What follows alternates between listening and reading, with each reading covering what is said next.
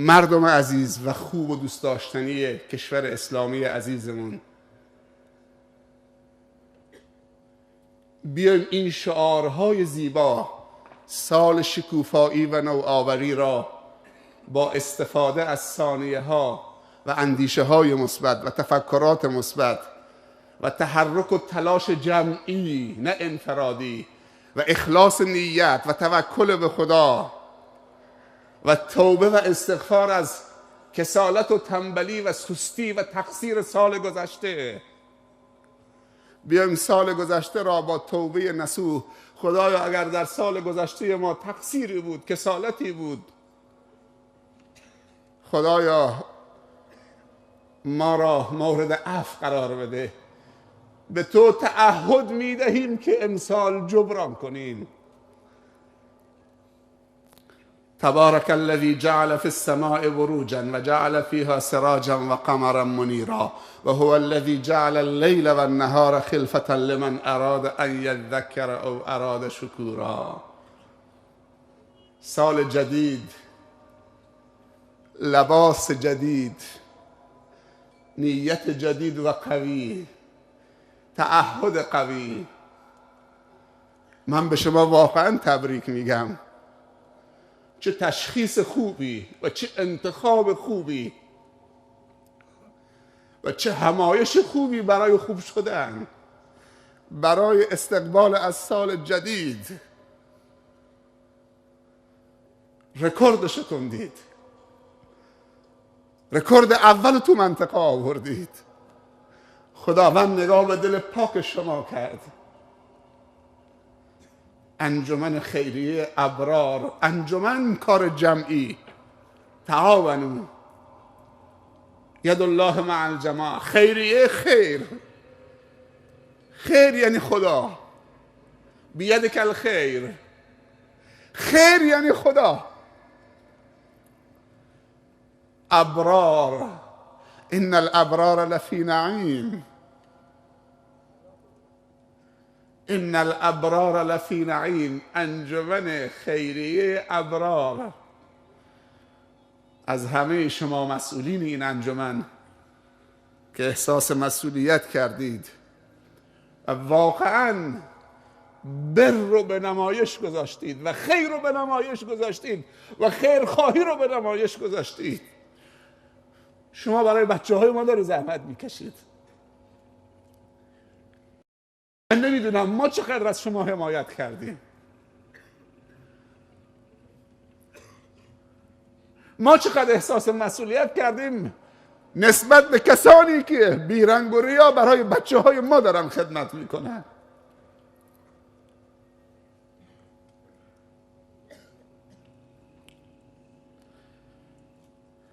حمایت از انجمن خیریه ابرار یعنی حمایت از این دست گلهایی که امروز دسته دسته شدن اینجا نشستن، پرپر نشدن.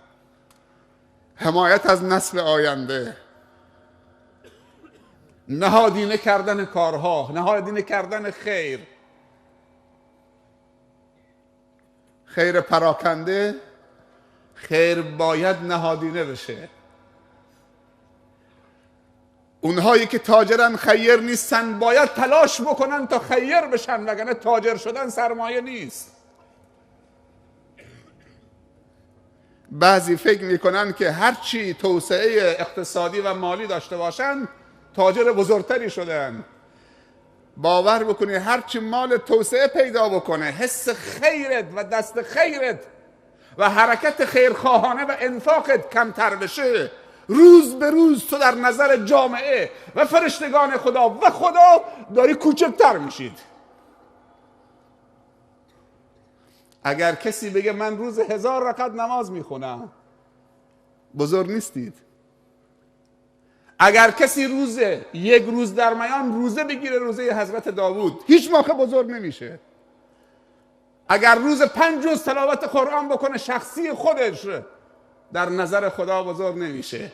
میگم شب و روز 1000 رکعت نماز بکن، این شخصیه برای خودت داری میکنید، اصلا بزرگ نمیشید. اگر میخوای در نظر خدا بزرگ بشی و خلق خدا، اون که مسئله شخصیه، یک قدم ولو کوچک برای خلق خدا بردار. نگاه که خدا به توجه میکنه. حالا تو صفت خدایی پیدا میکنید، چون خدا خیرخواه بندگانشه. خدا علیمه، اگر علمش به بندگانش نده خب خدا خیرخواه نمیشه. خدا توابه، اگر بخششش به بندگان نده خدا کریمه، اگر بخششش به بندگان نده خدا بخیله والعیاذ بالله. ما خدا رو که به بزرگواری یادش میکنیم به خاطر خیرخواهیش برای بندگانش. یک قدم کوچک برای خلق خدا تو میشی خدایی. با نماز خواندنت اگر روز 1000 رکعت هم باشه خدایی نمیشی، چون برای شخص خودته. تا خیرخواه جامعه نباشیم. تعاونوا علی البر و التقوی، خیرکم من تعلم القرآن و علمه. من نمیدونم انجمن شما چند تا عضو داره. 300 تا ماه 2000 تومان میشه، ماه 600,000 تومان. یعنی ظرفیت منطقه گله‌دار ماه 600,000 تومان کمک انجمن بکنه. یعنی 50 تا تاجر نیست که این ارزش ها رو درک بکنه. سالی 1 میلیون تومان میشه 50 میلیون تومان. 50 تا دیگه هم سالی 500,000 تومان میشه 75 میلیون تومان. 50 تا دیگه هم سالی 250,000 تومان. 50 تا دیگه هم سال 100,000 تومان. از اون 100 تومانی قبول بکنی 100 تا 1 تومانی تا اینا. وقتی یک کاری مشارکت کردید خیر و برکت و رشد در زندگیتون میاد، باید حمایت کرد. الان دیگه برای ما ملموس شد که این انجمن چقدر برکت در این منطقه.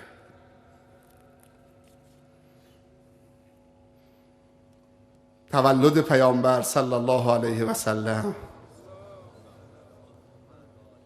ما خود تو را ندیدیم، ما خود تو را ندیدیم، نام خوشت شنیدیم، دین تو برگزیدیم یا مصطفی محمد. آن محمد که احمدش خوانند، نور چشم دو عالمش خوانند. محمد بشر لا کالبشر بل هو کالیاقوت بین الحجر. چه بویی و چه روح و ریحانی و چه پیامی از این اسم عاید ما می شود، به ما می رسد. میم ه میم دال محمد. محمد پرچم سفید دستش بود، پرچم صلح و صفا. و کنتم علی شفا حفرة من النار. به اوس و خزرج داره میگه خداوند فانقذکم منها. طلع البدر علینا من ثنیات الوداع وجب الشکر علینا ما دعا لله دا. چه رحمت مهداتی است. نامش همین، فقط نامش برده بشه آرامش بر دل هاست. بوی خون ازش نمیاد.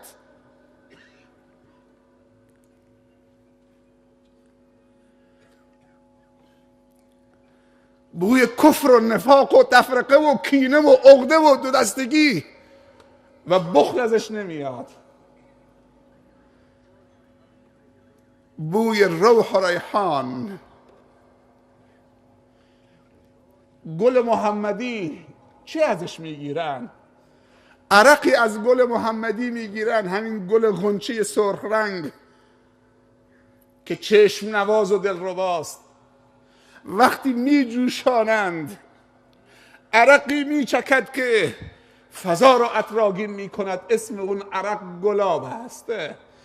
از بس که عرق محمد صلی الله علیه وسلم خوشبو بوده، گل محمدی با گلابش رو تشبیه کردن به عرق رسول الله صلی الله علیه وسلم و گفتن گل محمدی.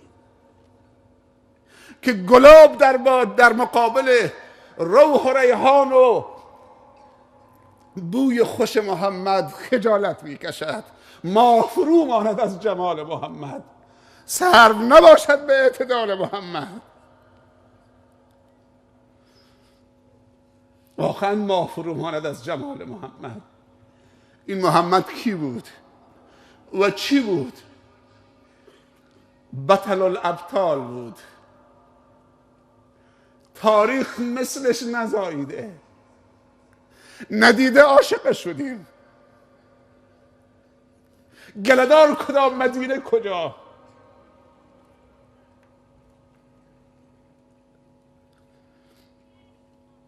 ما تو را ندیدیم، نام خوشت شنیدیم، دین تو برگزیدیم یا مصطفی محمد.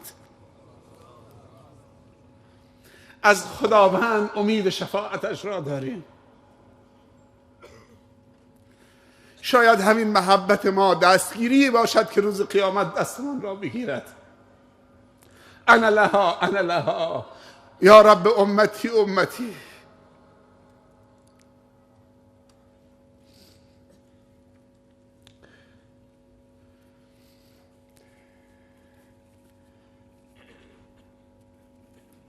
در چنین روزهایی در کل ممالک اسلامی مجالسی برپا میکنن، ولی متاسفانه تو این مجالس به گیسو و شکل و قد و قامت و مو و ریش پیامبر صلی الله علیه وسلم میپردازند. این را بدانید که کمالات خلقی پیامبر تحول آفرین نبود، گرچه تحول آفرین بود، کاملترین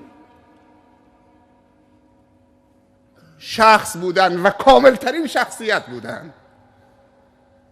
اما چیزی که تحول آفرین بود، و انک لعلی خلق عظیم، اون چیزی که خداوند تعریف و تمجید او کرده، اون اخلاق عظیم تحول عظیم آفرید. تو مراسم مولودخوانی و برزنجی میگوید رنگ چشم محمد اینطور بود صلی الله علیه و سلم، رنگ موی پیامبر اینطور بود صلی الله علیه و سلم، محمد اینطوری به دنیا آمد صلی الله علیه و سلم، بین کتفش این اندازه بود صلی الله علیه و سلم، ریشش سینه هاشو پوشنده بود صلی الله علیه و سلم، رنگ پوستش اینطوری بود صلی الله علیه و سلم. بعدم حلوایی میخورن و بلند میشن که حق پیامبر رو ادا کردیم در ماه ربیع الاول. این حق پیامبره؟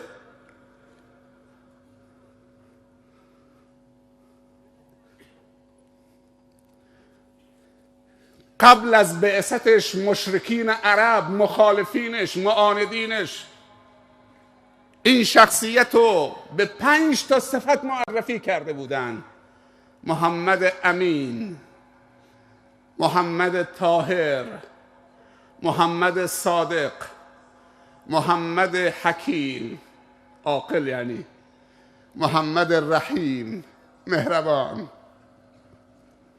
هر رهبر امت اسلامی در ممالک اسلامی این 5 تا صفت رو داشته باشه، اون پیغمبر گونه است. هر کدوم یکی از این صفت ها رو نداشته باشه، سایر صفت ها رو به هم میزنه، تحت شعاع قرار میدهد.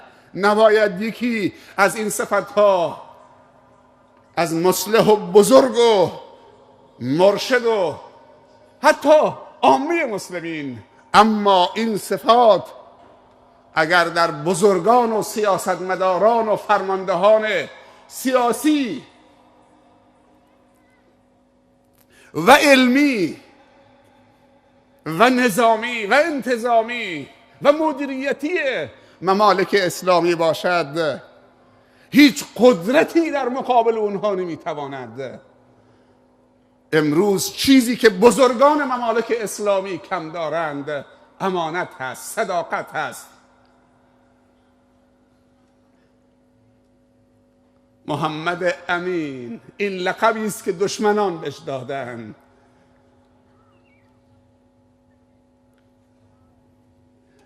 از امانت این محمد امین چند درصد ما پیروانش بهره بردیم؟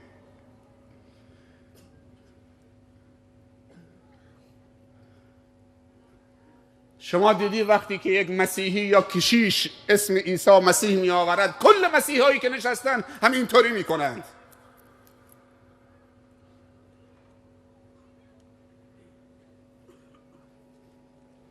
ولی صلوات ها خیلی بیجانه.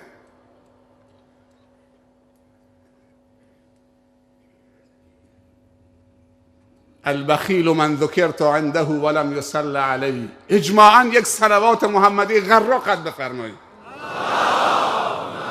صلی علی محمد آل محمد و صحبه سلم. محمد امین، امشب برو خونه به خودت نمره بده، چند درصد سهم تو از امانت محمد شده صلی الله علیه و سلم؟ چند درصد تو بهره بردی از این صفت؟ صفت دوم صداقت، حلقه مفقوده رشد و توسعه و توانمندی و پیشرفت و خاتمه به خیر شدن. صداقت کجاست؟ نماز جنازه رو صداقت خوندن، دفنش کردن. از صداقت محمد صلی الله علیه وسلم چند درصد، چقدر سهم و بهره من و تو شده؟ محمد طاهر، یا محمد، چه چیزی تو را وادار کرده خدایان ما را و معتقدات ما را در جزیره العرب که از آبا و اجداد به ارث بردیم زیر سوال ببرید؟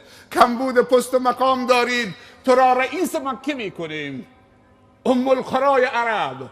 کمبود مال داری، یتیم بودی، فقیر بودی، تو رو جمع می کنیم، مال و اموال تو رو غنی ترین می کنیم. کمبود شهوت دارید، زن دارید، زیباترین و جذابترین و جوانترین و کم سن و سالترین دختران عرب را به تو می دهیم، دست از این کار بکش.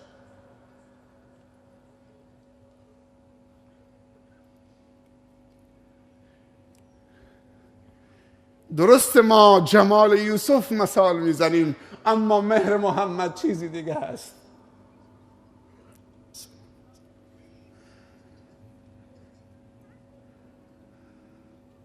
جمال یوسف مثال میزنیم علیه السلام، اما مهر محمد صلی الله علیه وسلم یه چیز دیگه است. اشرف رسوله و اشرف اولوالعزم رسوله.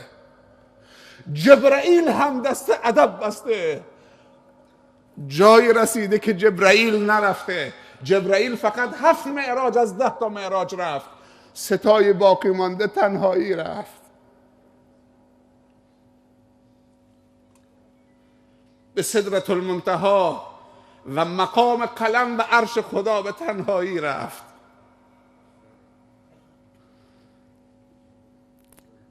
با اون همه جمالی که داشت، جوانی که داشت، نه لب به شراب زد، نه اعتنایی به دخترای زیبای مکه کرد.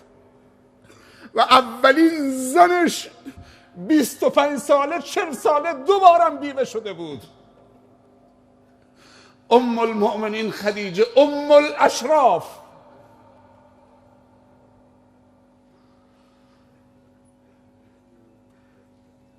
محمد امین، محمد صادق، محمد طاهر، یکی از سنت هایی که برای طهارت و عفت آورده ازدواجه.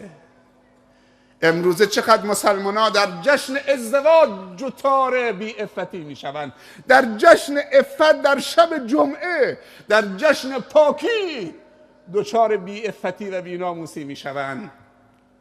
خیلی از دامادها هم در شب زفافشون سکران و مستن، خمر نوشیدن به گمان خودشون که فرشته آغوشی خوشبختی رو در آغوش گرفتن. خیلی از جوانای مسلمان در شب زفافشون سکرانن. دستی ارکه سکرانه، میگه تا شراب نباشه من نمیزنم، نمی نوازم. زن و مرد میرقصن، تا دم صبح، جشن عفت، جشن ازدواج. عروسم رو مبل نشسته، چراغانی کردن، نیمه لوخته، از آرایشگاه که میاره همجور بوق میزنه تو خیابونا. شما شنیدید که بگن ماشین داماد نگاه کنید؟ شنیدید تو عمرتون؟ بچه ها ماشین داماد نگاه کنید؟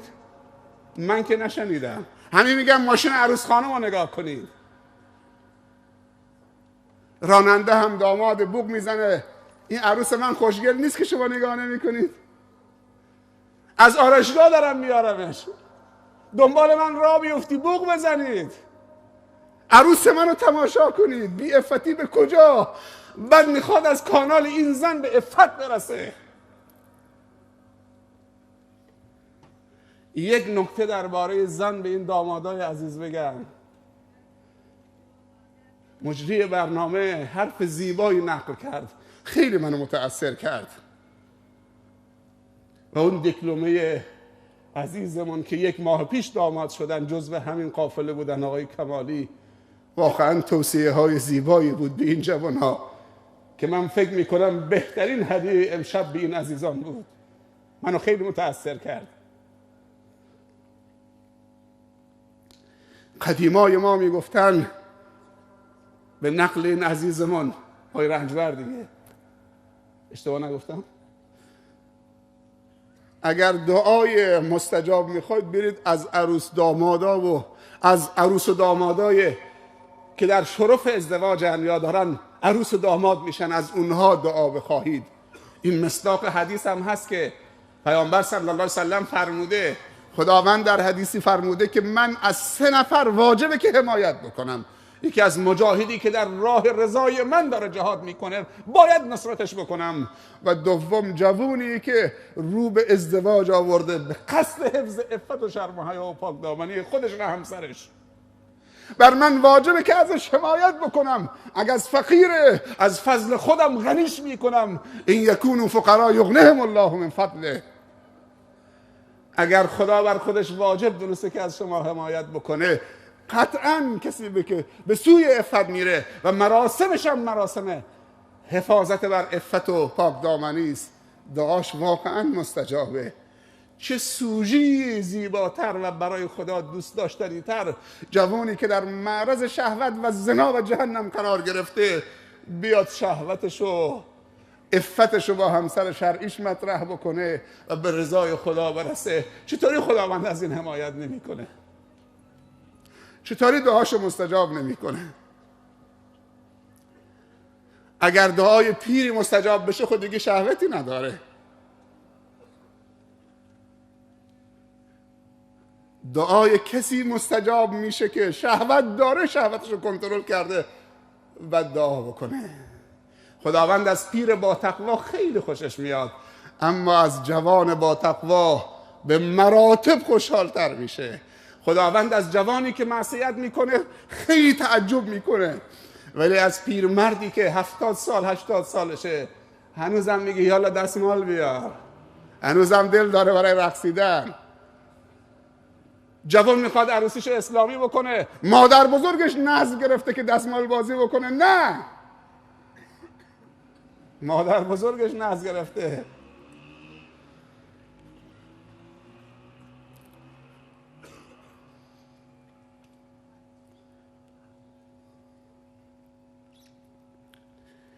محمد طاهر، محمد عاقل حکیم، هیچ موقع حرف بیهوده نزد، حرف خلاف منطق نزد. 13 سال نه صحبت از نماز و روزه و زکات و حج کرد، 13 سال فقط رو فکر عرب کار کرد تا اون حس فکر کردن را درش بیدار کرد. وقتی که عرب فکر کردن رو از نو به دست آورد، جامعه جاهلیتی که فکر نمی‌کرد جاهل شده بود. چون فکر نمی‌کرد کور شده بود و جاهل شده بود. خدمتی که رسول الله صلی الله علیه و سلم به عرب کرد و جاهلیت عرب، حس فکر کردن رو در اونها 13 سال بیدار کرد. وقتی بیدار کرد و فکرمند شدن، خودش از جمع اونها رفت به کجا؟ رفت و بزرگان قوم که منافعشون در خطر دیدن که چه؟ عموم مردم جزیره العرب دارن فکرمند میشن، منافع مادی و مقام و منزلتشون داره چه؟ از دست میره.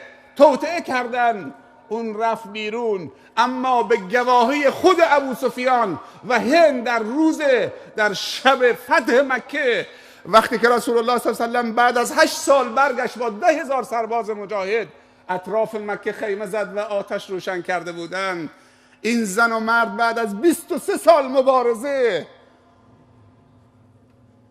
در بالکن خانه ایستاده بودند، با هم درد دل می‌کردند و آخرین ثانیه های پست مقامشون رو داشتن بررسی می‌کردند. یک دفعه یکیشون گفت که روزی که محمد رو از مکه خارج کردیم، دل اهل مکه هم باش رفت بیرون، دل اهل مکه هم با خودش برد به یثرب و این یک واقعیته. و دومی گفت که مرد، من میبینم که محمد از روی دیوار نمیاد، محمد از کانال دل وارد میشه، دل رو تسخیر میکنه. ولو كنت فظا غلیظ القلب لانفضوا من حولك وما ارسلناك الا رحمة للعالمین. واقعا رحمت مهداتی بود.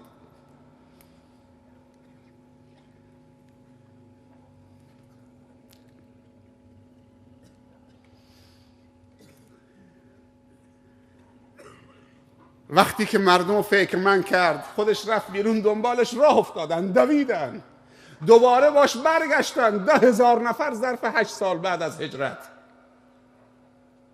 برگشتن و مکه تسلیم شد. و وقتی با همون 10,000 نفر فکرمند برگشت، قبل از وارد شدن به مکه نگفت هجوم به مکه، نه، وارد شدن به مکه گفت شمشیراتون رو تو غلاف بگذارید، کسی حق نداره دست به شمشیر ببره، از شمشیرش از غلاف بیرون بیاره، نشون اینها بده. رفت خود بخون، چوبی در دستش بود، میزد تو شکم بت‌ها، قل جاء الحق و زهق الباطل ان الباطل کان زهوقا. یکی بعد از دیگری سرنگون میکرد. همه جمع شده بودن زیر 2 قدمش، همشون. بعد یک جمله تاریخی به اونها گفت: یا معشر قریش ما تظنون انی فاعل بكم؟ قالوا اخ کریم و ابن اخ کریم قال اذهبوا فانتم الطلقاء. ای معشر قریش، گمان شما درباره من چیه؟ 23 سال مبارزه کردید، گمان شما درباره من چیه؟ 21 سال.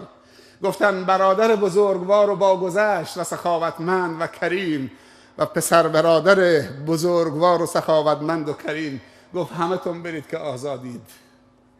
عفو عمومی اینطوری بر دلها حکومت کرد. محمد حکیم واقعا سیاستمدار بود، حکیم بود، دوراندیش بود.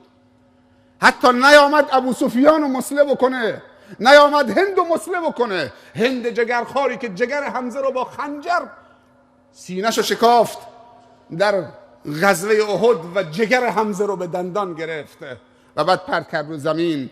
نیامد انتقام از هند بگیره، نیامد انتقام از ابو سفیان بگیره، بلکه این جمله رو چون فهمید که اینطوری باید، حتی وحشی آمد اسلامش رو اعلام کرده. فقط یک جمله به وحشی گفت دستت بده ولی نگاه تو صورتم نکن که شاید اون احساسات حمزه و خاطره حمزه یادم بیاد، اما اسلامت قبوله. این جمله رو در 3 جمله گفت کسی که پناهنده بشه به مسجد الحرام در امانه، کسی که بره تو خونه در رو ببنده در امانه، کسی که پناهنده بشه به خانه به ابو سفیان اونم در امانه. دید که اون بزرگ سیاستمدار بود. رسول الله صلی الله علیه و سلم اینطوری اونو ضربه فنی کرد، وگرنه کشتن ابو سفیان مثل آب خوردن بود، کشتن هند مثل آب خوردن بود، ولی این کارو نکرد. ولی امروزه امت اسلامی با دوستش چه کارا که نمی‌کنه، با موافقش تا چه برسه با مخالفش. در ممالک اسلامی محمد رو داره معتاد میکنه، فاطمه داره فاطمه رو بی‌حجاب میکنه. اسم فاطمه، اسم خدیجه، اسم زینب، اسم محمد، اسم ابوبکر، اسم عمر، اسم علی، اسم حسین، اسم حسن، چرا این اسما رو داریم مصادره میکنیم؟ اینها مظهر پاکی و طهارت بودن.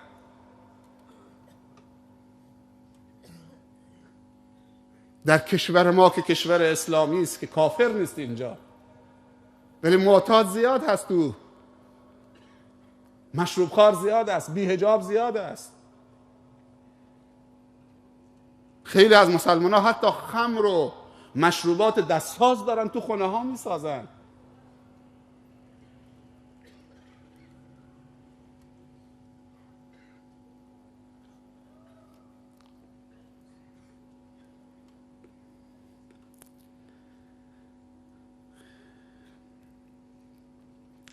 محمد طاهر، محمد حکیم و محمد رحیم، رحمت و شفقت. رحمت و شفقت از هر برنامه‌ای و هر ارتباطی بیرون نمیکشیم مگر که خیر و برکت از اون چیز بیرون میرود. ما باید در حق همدیگر مهربان و خیرخواه و رحیم و شفیق باشیم. ولی امروز مثل یک گرگ درنده به جان هم افتادیم. غیبت یعنی چی؟ یعنی رحمت. بهتان یعنی چی؟ یعنی رحمت. مسخره یعنی چی؟ رحمت. نیش زبان یعنی چی؟ گزارش دادن یعنی چی؟ مخبری کردن بر علیه همدیگر یعنی چی؟ ایجاد نفاق و تفرقه بین همدیگر یعنی چی؟ یعنی رحمت؟ یعنی شفقت؟ یعنی مهربانی؟ پرخاشگری، بی‌ادبی، بی‌عفتی. آیا جامعه ما کمبود این چیزها دارد؟ یا کمبود صلح و صفا و آرامش و عشق و علاقه به همدیگر؟ تا همدیگر رو دوست نداشته باشیم نمیتونیم به همدیگر خدمت بکنیم. باید عاشق هم باشیم تا خیرخواه هم باشیم. نمیشه دلمون از همدیگه متنفر باشه بعد بگیم ما دلسوز همیم. این رحمت وقتی از دل، حیات دل محبته و حیات عقل فکر کردن مثبته. وقتی که محبت صادقانه از دل خارج میره دل میمیره. خدا دل داده که دوست بداریم و عقل داده که فکر کنیم و مثبت فکر کنیم. با فکرمون بد فکر نکنیم که ضربه میخوریم. با دلمون دشمنی نکنیم بجز کسانی که با خوبی ها و خوبان دشمنی میکنن. اون بحث جداگانه است.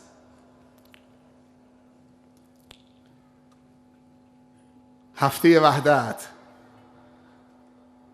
نامگذاری رهبر معظم انقلاب در سال گذشته بود، سال اتحاد ملی و انسجام اسلامی. من فقط یکی دو جمله درباره وحدت بگم. تو جمع ما الان از مسئولین همه هستن و تو جمع ما برادران و خواهران سنی و شیعه هستن.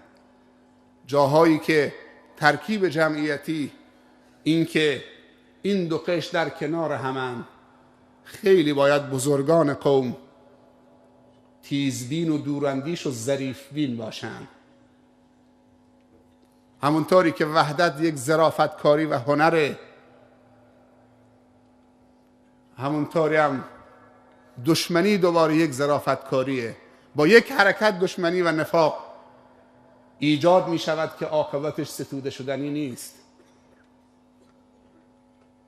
با یک حرکت یک مسئولی و بزرگی، چه از شیعه چه از سنی، منطقه به صلح و صفا و آرامش میرسند و از برکات همدیگه استفاده میکنن.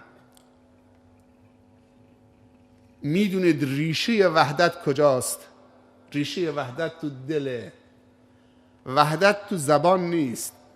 اگر شعار باشد لذت وحدت نمیبریم و ریشه وحدت تو دله. باید از صمیم به همدیگه عنایت داشته باشیم، همدیگه رو دوست بداریم، به همدیگه توجه بکنیم، تو دل هم باشیم، عاشق هم باشیم. مگر شیعه و سنی در منطقه گله‌دار بعد از انقلاب ایجاد شده؟ شیعه و سنی تو این منطقه، مهر، لامر، خود گله‌دار، از قبل از انقلاب بوده،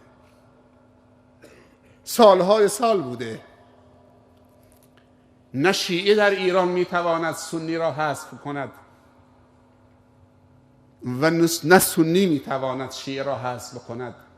بهترین مقوله تعایشه، همگرایی در کنار هم، دوست داشتن و صفا و صمیمیت صادقانه. دوستی سیاسی نه، دوستی خدایی داشته باشیم، با هم رک و صاف باشیم، یک رنگ باشیم. اما این تذکر به مسئولین شیعه و سنی، اونایی که زمام اهل سنت و شیعه منطقه رو به دست دارن، چه روحانیت، چه علما، چه مسئولین، اگر یه شیعه عادی عامل اختلاف بشود، مسئول نهیبش میکند، تذکرش میدهد.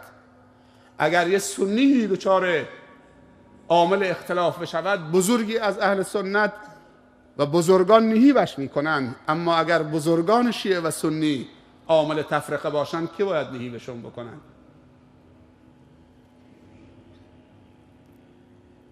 ما باید از خدا بترسیم. امثال مایی که این میکروفون و این جایگاه به ما داده شده که ازش استفاده بکنیم برای صلح و آرامش، دست همدیگر رو بفشاریم. من خیلی خوشحالم که این جمع از مسئولین سیاسی و عمرانی و فرهنگی و اجتماعی و آموزشی و پرورشی و دینی و عموم مردم، هم شیعه و هم سنی و هر دو قشر برادر و خواهر، همه در کنار همن. باور بکنید جمعی در هفته تولد پیامبر صلی الله علیه وسلم، در اول تحویل سال، در چنین شبهایی، در چنین همایشهایی، واقعا ستودنی است.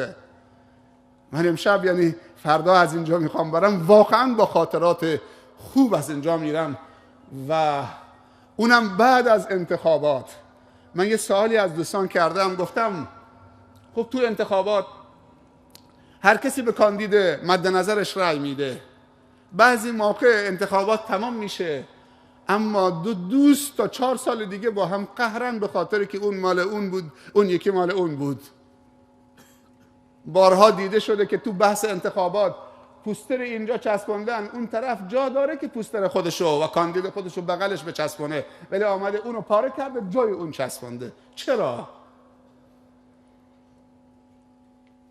اون کاندید، تو هم کاندیدی، تو به هر کسی دوست داری رأی بده، اونم به هر کسی دوست داره، تمام شد و رفت. و اونم که انتخاب میشه فکر نکنه. من همین پریروز یکی از کاندیدها توی یک منطقه‌ای که باید 3000 4000 رأی می آورد، 100 تا رأی آورد. خیلی به دل گرفته بود، میگفت که به من رأی ندادن، من که به مجلس رسیدم، تا 4 سال دیگه که زنده که مرده. گفتم نه، مصلحان بزرگ اجتماعی نباید چنین تفکراتی داشته باشن که فلانی ها به من رأی ندادن، حسابشون میرسن، پام به مجلس باز بشه. فلانی ها به من رأی دادن، من مریدشونم. کسی که کاندیده و رأی میاره نماینده اون کسانی است که رأی بهش ندادن و نماینده اون کسانی که بهش رأی دادن، نماینده هر دو قشره. و به نظر من باید اول بره از اونها تشکر بکنه و دلشون قبل از اینکه اونها وادار بشن معذرت خواهی بکنن و دچار چابلوسی بشن. مصلح اجتماعی مردم رو وادار نمیکنه که چابلوسی بکنن، خودش پیش قدم میشه که کرسیشو تو دل مخالفینش بزنه. شما به کاندید مورد نظرتون رأی دادید، تشخیصتون این بود که به من رأی ندید، ولی من الان رأی آوردم، من مخلص شما هم هستم، نماینده شما هم که به من رأی ندادیدم هستم، هر کاری باشه من ازم بر بیاد برای شما انجام میدم، من نماینده شما هم هستم، نیاز به دعای خیر شما هم دارم. سعدیا مرد نکونام نمیرد هرگز، مرد آن است که نامش به نکویی نبرند. بذر دشمنی و کینه رو چون به من رأی ندادید، نه، اینجا خبر خوشی به من دادن، گفتن رأی که تمام شد الحمدلله همه چی عادی شد و این همایشم نشانه همون صداقت و همون درک و فهم و عقل و دوراندیشی و حکمت شماست. چه شب با برکتی. پس عدالت، ببخشید، پس اتحاد و انسجام اسلامی ریشه در دل داره و ریشه در عدالت داره. اونایی که مسئولن اگر تبعیضی مشاهده شد دیگه شعارها کارساز نیست. اگر تبعیض ایجاد شد شعارها دیگه عقب میره، دیگه هر چی بگیم وحدت دیگه جواب نمیده. ریشه وحدت تو عدالت اجتماعی است، تو اخوت و برادری است، تو تقسیم عادلانه حقوق شهروندی است. یک نکته دیگه درباره وحدت بگم که خیلی مهمه. دین ما دین وحدت، اشکال تو دین ما نیست. اعتقاد ما اعتقاد وحدت آمیزه، توحید یعنی واحد. قبلی ما، فرهنگ ما، قرآن ما، پیامبر ما صلی الله علیه وسلم، همه اینها عامل وحدتن. تفکر اسلامی عامل وحدته، اشکال نداره، اما اشکال تو افراده، تو افکار نیست. بعضی افراد پیدا میشن به خودشون 20 میدن، به مخالفشون یا مقابلشون 0 میدن، وحدت درست نمیشه. اگر شیعی به سنی 0 داد به خودش 20 داد، محاله که از سنی وحدت بطلبه، و اگر سنی به خودش 20 داد به شیعه 0 داد، محاله که از وحدت شیعه استفاده ببره. اگر من به خودم 20 دادم باید به برادر شیعه هم 20 بدم یا 18 بدم یا 15 بدم. اونم اگر به خودش 20 داد اعتقاد داشته باشه که من خود درسته، حالا 20 که نگیرم 15 که میگیرم، 14 که میگیرم، 12 که میگیرم، ولی 0 یعنی خیر تو من نیست. وقتی نمره به هم میدیم سعی بکنیم که خدایی ولا یجرمنکم شنآن قوم علی الا تعدلوا، نمره درست بدیم اگر میخوایم کنار هم باشیم. وقتی من میتونم 15 بگیرم تو به من 0 بدید، من دیگه هیچ موقع. وقتی میدونم که تو 20 میگیرید به تو 15 بدم. ما وقتی بچه‌مون تو مدرسه میدونیم که باش کار کردیم، معلم تقویتی براش گرفتیم، کلاس فشرده براش گذاشتیم، هزینه کردیم، بعد میگیم یک دفعه 12 گرفت، میریم اعتراض میزنیم آقا بچه من بیشتر مستحقه. باید بررسی بکنن کجا اشکاله.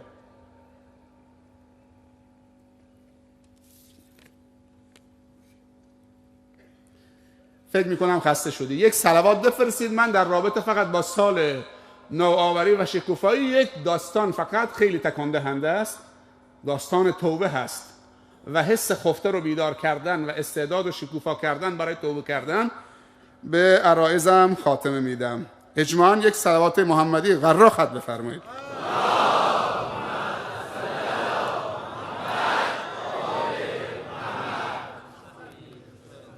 اینا خیلی سر حالن ماشاءالله. خداوند به شما جزای خیر بده. خسته نشدید؟ موفق باشید.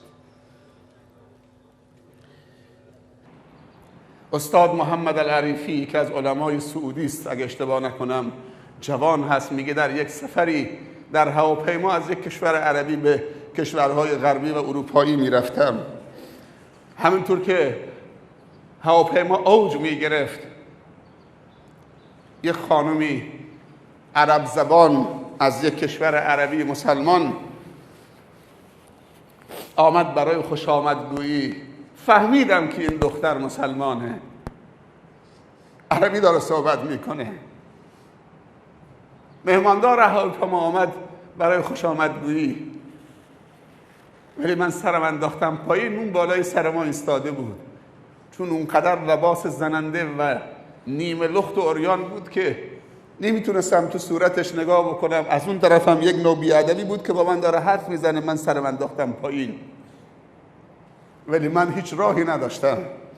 بعد از اینکه این دختر رفت، به رفیقم گفتم که برادر نظرت چیه؟ این خواهر مسلمانمون به این وضعیت دچار شده، تو چه شرایطی بودی؟ نصیحتش بکنیم، حرف خیری بزنیم، شاید خدا نگاه به دل ما کرد تو این آسمان که کم کم داره چه هواپیما اوج میگیره، رو به خدا میرود، شاید این حرف به دلش نشست، خدا هدایتش کرد. نمیشه بگذاریم ازش، چون که لوخته. سرمایه های ماست، مفت به دست نیاوردیم این سرمایه ها، به هر قیمتی شده باید این سرمایه ها را حفظ کرد.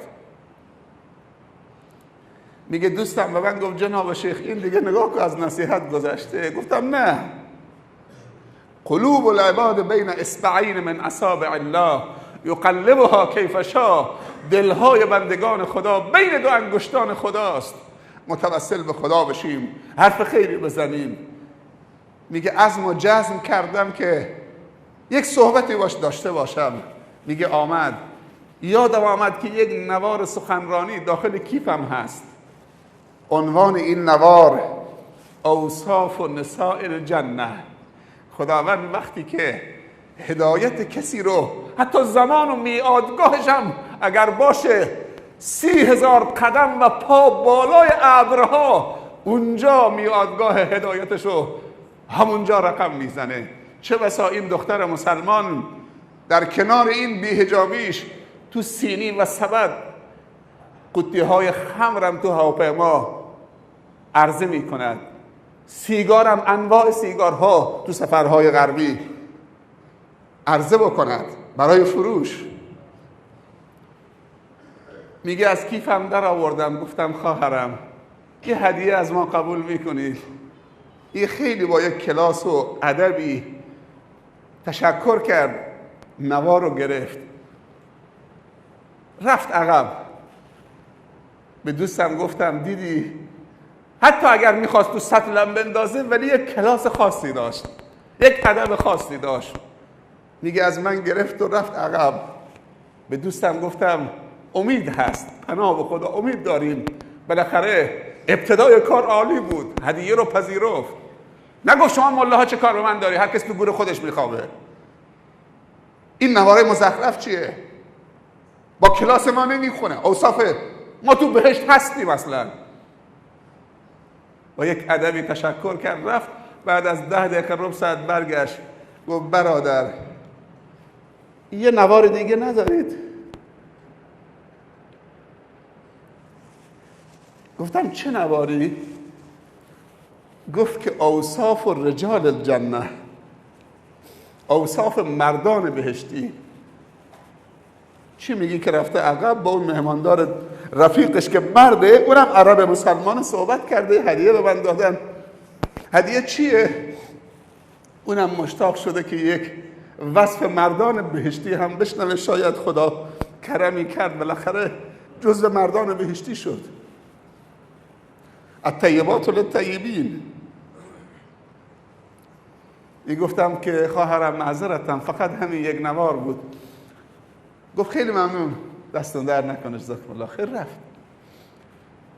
حالا نزدیک 30,000 قدم بالای ابرها این بحثا داره رخ میده.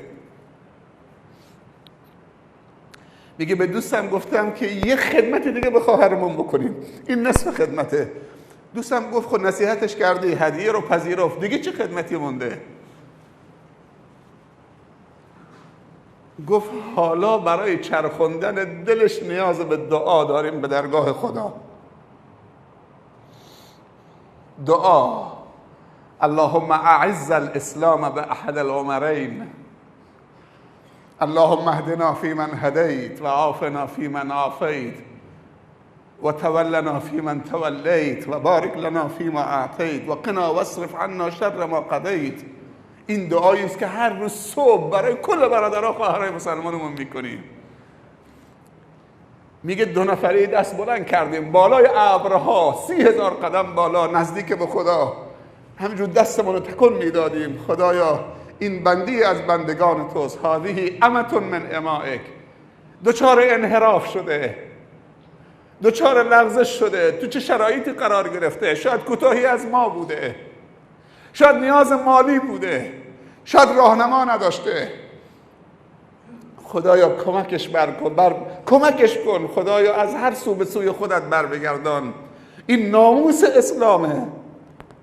همجور میگه دستمون رو تکون میدادیم، احساس کردم که دختره بالای سرمون ایستاده ولی دعای ما را قطع نمیکنه. وقتی دعا تمام شد میگه دختره برگشت گفت که برادرم شما دعا میکردید؟ گفتم بله خواهرم ما دعا میکردیم.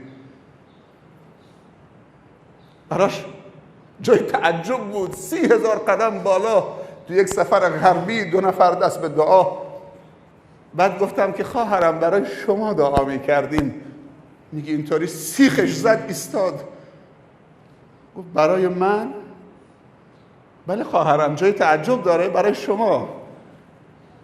گفت نه جای تعجب نداره. ولی گفتم ولی یعنی چی؟ گفت که ولی من یادم نیست که طول عمرم کسی برای من دعا کرده باشه.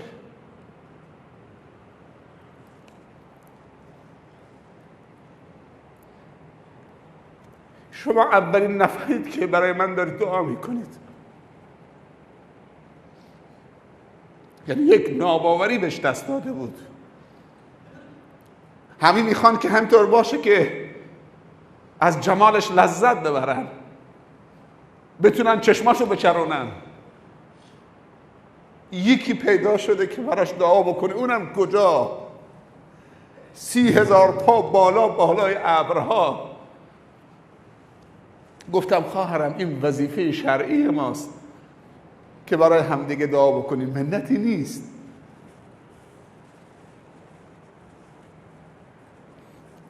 دیگه بعد تشکر کرد و رفت،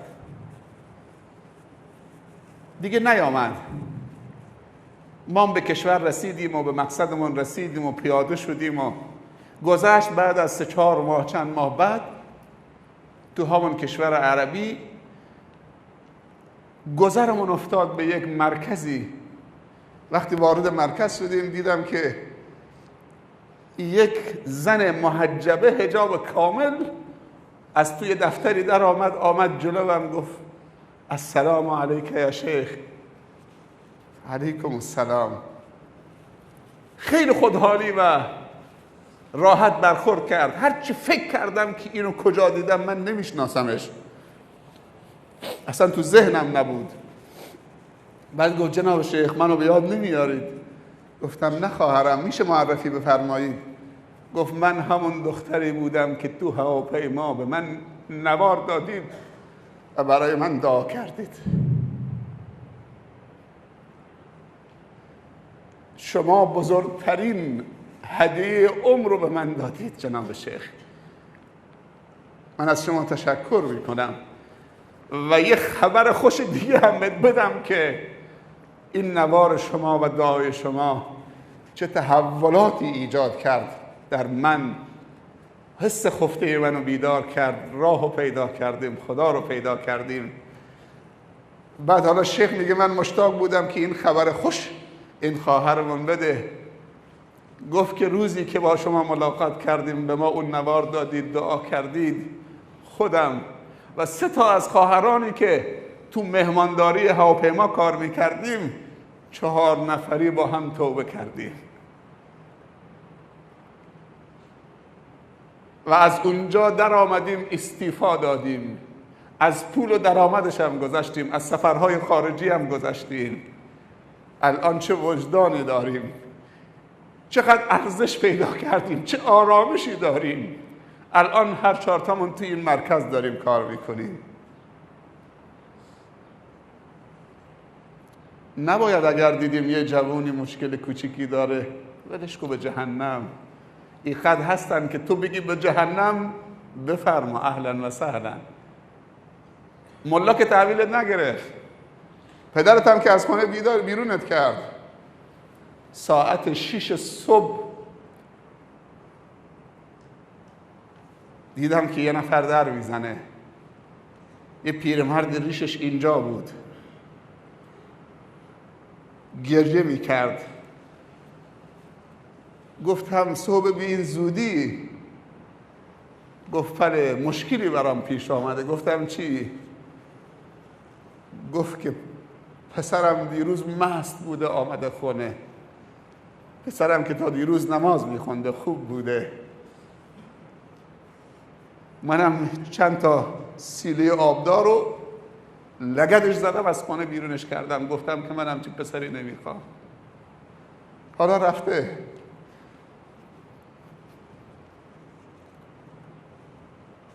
خیلی پسر خوبی بود، من میشناختمش. با مشت و اردنگی و لگد از خونه بیرون کردن کار درست نمیشه. همه حس خفته دارن، باید تلاش کنیم.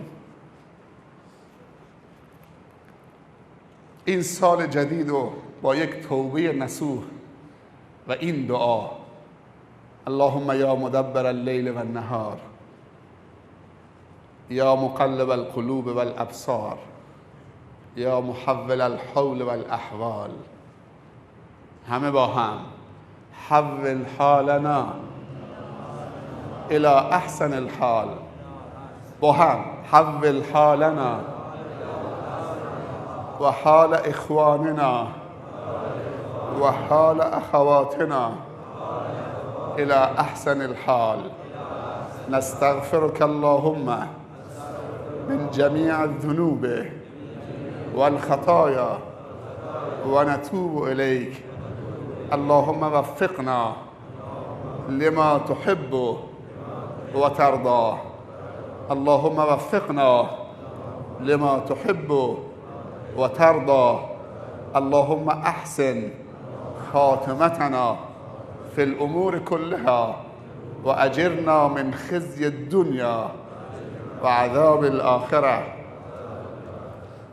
انشاءالله که سال با برکت و مملو از موفقیت و رشد و توسعه و مزید توفیقات هم خودتون و هم خانواده محترمتون نه تنها در این سال بلکه در طول سالها تا آخر عمر داشته باشید. از حوصله‌ای که کردید و بزرگواری که به خرج دادید بی نهایت سپاسگزارم. به امید تجدید این دیدارها در مراسم‌های بعدی، حالا چه نماز جمعه باشه چه برنامه‌های دیگه باشه، و التماس دعای خیر از همه شما بزرگواران. جزاکم الله خیر و آخر دعوانا ان الحمد لله رب العالمین.